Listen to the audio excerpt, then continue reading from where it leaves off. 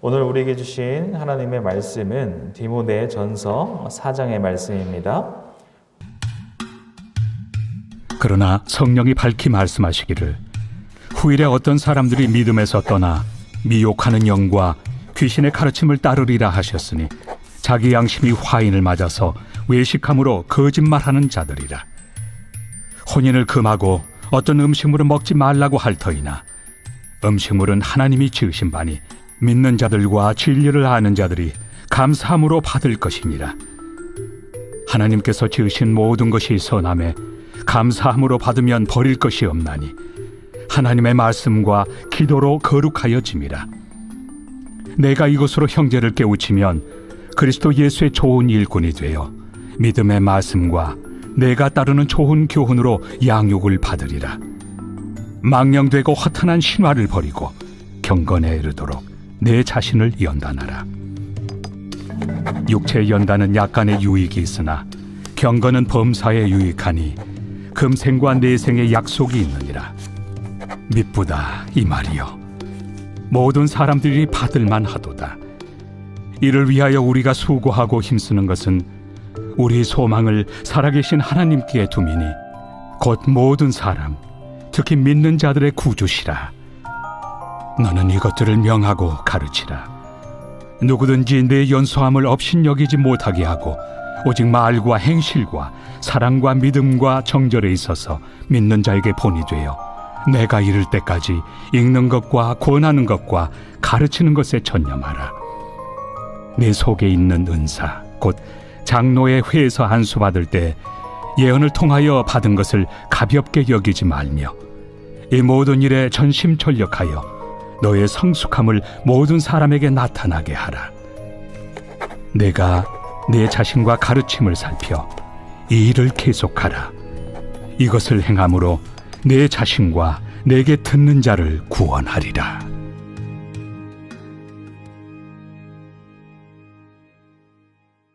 어제 본문에 이어서 오늘 본문은 교회에 일어날 후일에 대해서 디모데에게 바로 당부하는 말씀입니다. 교회를 미혹하게 하는 거짓된 가르침에 대해서 경계를 해야 한다는 것을 오늘 본문에 말씀하고 있는데요. 1절의 말씀입니다. 그러나 성령이 밝히 말씀하시기를 후일에 어떤 사람들이 믿음에서 떠나 미혹하는 영과 귀신의 가르침을 따르리라 하셨으니, 여기서 바울이 말한 후일은 주님의 승천 이후부터 다시 오실 그 재림의 기간을 말합니다.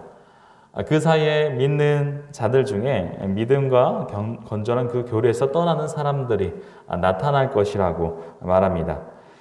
이런 사실은 이미 예수님께서 제자들에게 하신 그 말씀 가운데 먼저 나타났었죠.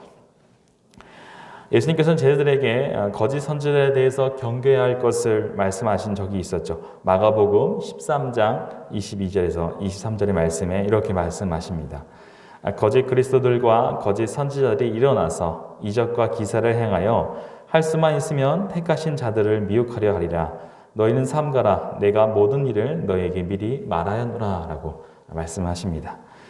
그렇다면 왜 이렇게 변절자가 생겨나는 이유가 무엇일까요?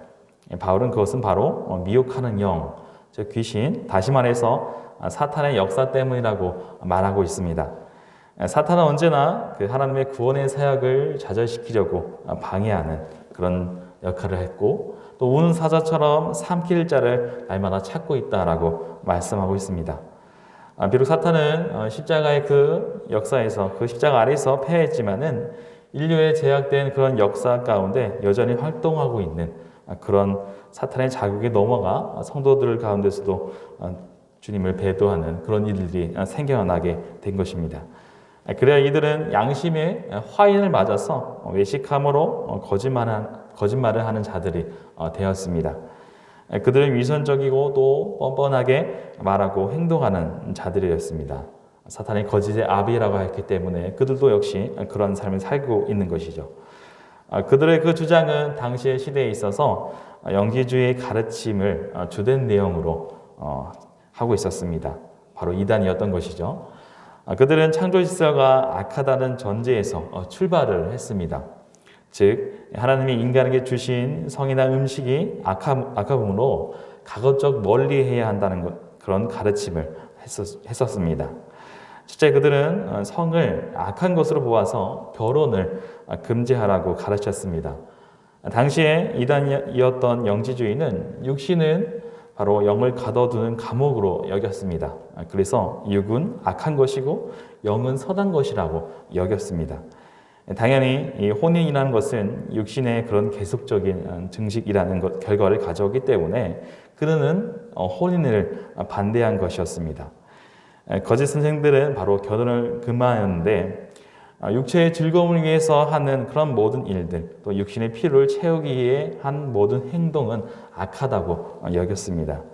이런 잘못된 가르침에 영향을 받은 그 에베소의 젊은 사람들이 미혹을 당했음은 바울은 알고 있었고 또 디모데에게 권면을 하고 있는 것이죠. 둘째로 거짓 교사들은 특히 음식을 먹는 그것이 잘못이라고 가르쳤습니다. 아마도 구약 성경의 그 식물 금지 규례를 계속 지킨다는 뜻으로 보였으나 이에 대해 바울은 다른 입장을 견지합니다. 즉 하나님께서 지으신 모든 것은 다 선하다라는 것이었죠. 4절의 말씀에 이렇게 말합니다. 하나님께서 지으신 모든 것이 선함에 감사함으로 받으면 버릴 것이 없나니. 바울은 음식이 사람을 더럽게 하거나 사람의 그 품위를 손상시키지 않는다는 것을 말씀했습니다. 음식을 금한다고 해서 그 사람이 다른 사람보다 더 선해지거나 아니면 그 사람이 더 하나님께 가까이 갈 수 있는 것도 아니었습니다. 하나님께서 창조하신 그 모든 것들은 감사의 기도로 받아야 한다고 말하는 것이죠. 감사로 받을 때 모든 음식이 거룩해진다고 바울은 말합니다. 왜냐하면 만물을 창조하신 하나님께서 그것들을 보시기에 좋았더라고 창세기에 말씀하시기 때문이죠. 감사로 받는 그 음식과 그 결혼의 그 테두리 안에 있는 그 규모에 있는 그 성생활은 기본적으로 인간에게 유익함을 뜻합니다. 모세의 율법은 음식을 구별을 두었지만은 그리스도의 빛 아래서 아무것도 천하거나 불결하다고 말해서는 안 되는 것이었습니다. 오늘날에도 음식과 성 문제에 관해서 금욕주의적인 입장을 하는 주장도 있지만은 자칫 잘못하면 성경에 대한 그 잘못된 이해로 흐를 수 있으므로 우리는 주의를 해야 하겠습니다. 또 한편으로는 지금의 풍조, 이 시대의 상황은 성 개방을 풍조로 성을 과도하게 소비하는 경향이 만연해 있는데 이것도 또한 경계할 대상이죠. 하나님께서는 우리에게 창조의 질서를 우리가 누려야 할 대상으로 주셨습니다. 기도와 감사로 더불어 하나님께서 세우신 그 질서의 그 테두리 안에서 누려야 한다는 것을 우리는 기억을 해야 합니다. 지나친 금욕이나 과도한 또 방종, 이 모든 것들 하나님께서 창조의 질서에 유효되는 것임을 명심해야 할 필요가 있죠. 예를 들어 우리는 음식을 먹고 누릴 수 있지만 폭식은 또한 하나님의 선물을 남용하는 결과를 할 수 있습니다. 성은 결혼에 대한 하나님의 집 내에서 즐길 수 있는 것이지만 음욕과 간음은 또한 그 하나님의 선물을 남용하는 그런 것이라 할 수 있습니다. 우리는 하나님이 주신 선물을 감사함으로 받아야 함을 기억합니다. 그것들로서 그를 섬기고 그분께 영광을 돌리며 하나님의 창조물을 누리라고 우리에게 주신 것이죠. 사도 바로 이런 기준은 어디에 있었습니까? 그것은 바로 자신의 생각과 판단에 의지한 것이 아니라 하나님께서 주신 그 하나님의 말씀을 근거로 삼아서 오늘 디모데에게 권면의 말을 하고 있는 것입니다. 오늘 거짓 교사들의 그 주장을 판단하고 구별하는 방법, 그것은 바로 하나님의 말씀입니다. 하나님의 말씀에 벗어나고 있는가, 그렇지 않은가가 바로 그 기준이고 잣대였던 것이죠. 이제 말씀의 6절에서 10절까지의 말씀은 경건에 이르는 그런 연습에 대해서 디모데에게 권면을 하고 있습니다. 경건의 훈련을 위해서는 망령되고 허탄한 그 신화를 버려야 한다고 말합니다. 망령되고 허탄한 신화는 무엇이었을까요? 그것은 바로 영지주의 산물이었습니다. 바울은 어리석은 그 이론들의 마음을 뺏기지 말고 마치 운동선수가 경주에 임하듯이 자신을 훈련시킬 것을 권고를 합니다. 여기서 바울은 육체의 연습과 경건을 대비시키는데 육체의 연습은 현재적으로 제한된 유익을 가질 뿐이지만 경건의 연습은 무한하고 영원한 유익이 있다라고 말합니다. 여기서 말하는 육체의 연습은 체육 훈련을 뜻하는 것이 아니라 바로 영지주의 가르침으로 인하여서 생겨난 그런 금욕 수행을 뜻하는 것이었죠. 따라서 현재의 삶과 내세의 삶에 대한 그러한 약속까지 지닌 그 경건을 향한 영적인 훈련, 즉 경건에 이르는 그 훈련에 집중을 먼저 하라라고 말씀하고 있습니다. 바울이 디모데에게 바라는 것은 단순한 일꾼이 아닌 그리스도의 예수의 좋은 일꾼이 되는 것이었습니다. 열심히 그리스도를 위하여 일하는 것이죠. 6절의 말씀에 이렇게 말합니다. 내게 이것으로 형제를 깨우치면 그리스도 예수의 좋은 일꾼이 되어 믿음과 말씀과 내가 따른 좋은 교훈으로 양육을 받으리라 합니다. 목회 서신의 절반에 걸쳐서 좋은 교훈이 자주 강조되고 있습니다. 선한 일꾼이 어떠해야 하는지를 바울은 그 자세한 임무에 대해서 가르쳐 주고 있는데요. 그것은 경건에 이르도록 스스로 훈련해야 합니다. 다른 이에게 말씀을 전하기에 앞서서 디모데에게 자신을 위해 말씀을 계속 받으라고 말합니다. 그리스도인의 영의 양식을 필요로 하는데 하나님의 말씀은 받아 누리는 양식인과 동시에 계속 추구해야 하는 그런 진리였습니다. 그런데 말씀을 읽는 것만으로도 충분하지 않고 그 말씀을 직접 실행해야 했습니다. 무엇보다 다른 사람들의 본이 되어야 한다고 바울은 말하죠. 12절 말씀에 이렇게 말합니다.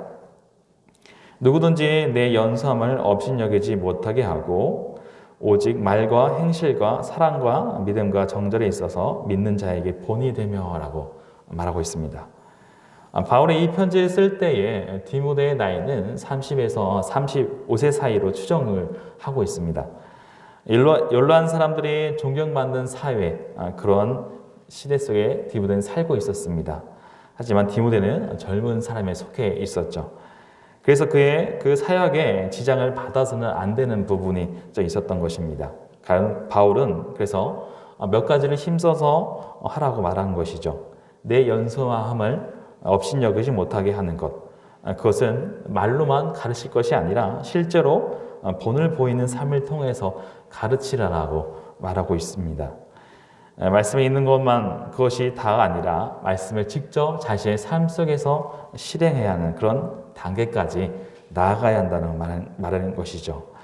쉽게 말해 말과 행동을 일치시키라는 것입니다.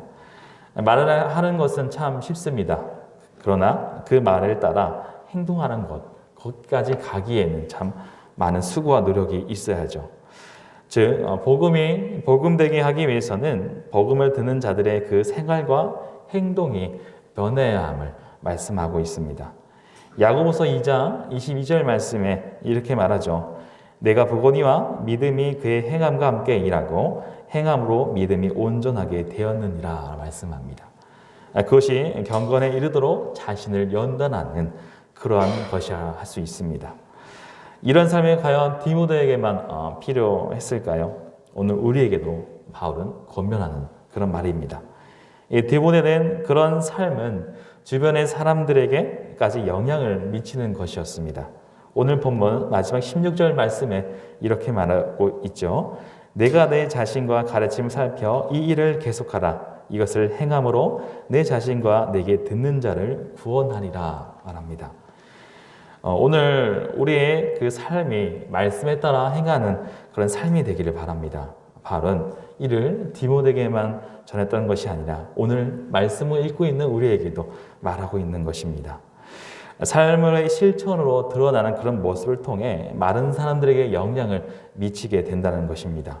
디모데는 그의 말과 행동을 일치시킴으로 에베소 성도들에게 영향을 주었다면 오늘 우리의 삶도 역시 마찬가지입니다. 우리의 삶을 통하여 세상 사람들은 영향을 받기 마련입니다. 말씀을 통하여서 그 하나님의 뜻을 분별하고 이 시대 속에서 정말로 무엇이 중요한가 하나님의 뜻을 붙잡기를 원합니다. 또한 그 말씀을 여러분의 삶 가운데 행함으로 상당한 영향력을 끼치는, 그래서 세상의 사람들이 우리를 보고 살아계신 그 하나님을 알게 되는 그런 삶을 살기를 바랍니다. 그런 하루가 또 오늘이 되기를 원합니다. 함께 기도하도록 하겠습니다. 사랑과 은혜가 많으신 아버지 감사합니다. 오늘 말씀을 통하여 또 하나님의 뜻을 또 알아가고자 합니다. 주님, 하나님의 말씀을 통하여 이 세상의 풍조와 시대를 주님 분별하게 하여 주시고 하나님의 뜻이 무엇에 있는가 우리가 말씀을 통하여 우리 삶 가운데 나타나게 하여 주시옵소서. 말씀만 읽고 또 말씀을 묵상하는 것에 그치는 것이 아니라 그 말씀이 우리 삶 가운데 실행되고 또한 말과 또 믿음과 그 행함이 일치됨으로 정말 선한 영향력을 끼치는 자들이 되기 원합니다. 우리를 통하여 세상의 사람들이 그 그리스도를 알게 하여 주시고 하나님의 살아계심을 증거하는 증인의 삶을 살 수 있도록 하여 주시옵소서. 오늘 하루도 이 새벽 기도를 통하여 시작합니다. 주님, 언제나 우리 삶 가운데 동행하여 주시고 주님을 붙잡음으로 통하여 우리 삶이 정말 주님의 그런 삶으로 살아갈 수 있도록 인도하여 주시옵소서. 모든 것 주님께 감사드리오며 살아계신 예수 그리스도의 이름으로 기도드립니다.